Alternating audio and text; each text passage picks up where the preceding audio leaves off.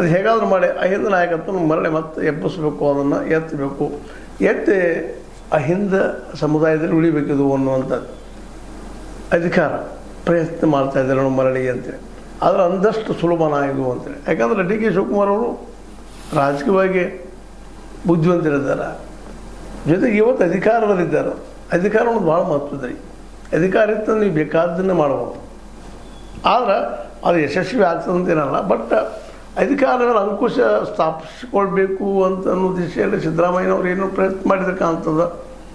ಅದರಲ್ಲೇ ಈಗಿನ ಮಟ್ಟಿಗೆ ಮಾತ್ರ ಅವ್ರಿಗೆ ಸಮಾಧಾನ ಇಲ್ಲ ಅನ್ನುವಂಥದ್ದು ಸ್ಪಷ್ಟ ಆಗ್ತಾ ಬಂದು. ಯಾಕೆಂದರೆ ಅವರು ಇತ್ತೀಚಿನ ವರ್ತನೆ ನೋಡಿದಾಗ ಸೇಮ್ ಆದ್ಮೇಲೆ ಅನೇಕ ಕಡೆಗಳಲ್ಲೇ ಆದಷ್ಟು ನಮ್ಮ ಡಿ ಕೆ ಶಿವಕುಮಾರ್ ದೂರ ಇರುವಂಥ ಪ್ರವೃತ್ತಿಯನ್ನು ನಾವು ಗಮನಿಸಲಿಕ್ಕಿದ್ದೀವಿ. ಹೀಗಾಗಿ ಅವರು ಈಗ ಕಳ್ಕೊಂಡಿದ್ದನ್ನು ಮರಳಿ ಪಡೆಯುವಂಥ ಕೆಲಸ ಮಾಡ್ತಾ ಇದ್ದಾರಾ ಅಂತಂದ್ರೆ ತಮ್ಮ ಶಕ್ತಿನ ಮತ್ತು ಬಲಿ ನೋಡಿರಿ. ರಾಜಕೀಯದಲ್ಲಿ ಸಂಘಟನೆಗಳು ಭಾಳ ಮಹತ್ವದ ಇರ್ತದೆ. ನಾವು ಎಷ್ಟೋ ಎತ್ತರದ ವ್ಯಕ್ತಿಗಳಿದ್ದರೂ ಸಹಿತ ಜೊತೆಗಾರರು ಬೇಕಾಗ್ತಾರೆ. ಮತ್ತು ಇವತ್ತು ಸತೀಶ್ ಅವ್ರು ಬೆಳೆದಾಗಿರ್ಬೋದು, ಸಿದ್ದರಾಮಯ್ಯ ಬೆಳೆದಾಗಿರ್ಬೋದು, ಒಬ್ರಿಗೊಬ್ಬರು ಆಸರೆ ಹಾಕ್ಕೊಂಡು ಬಂದಂಥವ್ರು. ಅದರಲ್ಲೂ ಮುಖ್ಯವಾಗಿ ಸಿದ್ದರಾಮಯ್ಯರಿಂದ ಇವ್ರಿಗೆ ಹೆಚ್ಚು ಲಾಭ ಆಗಿರ್ಬೋದು, ಇಲ್ಲ ಅಂತಲ್ಲ.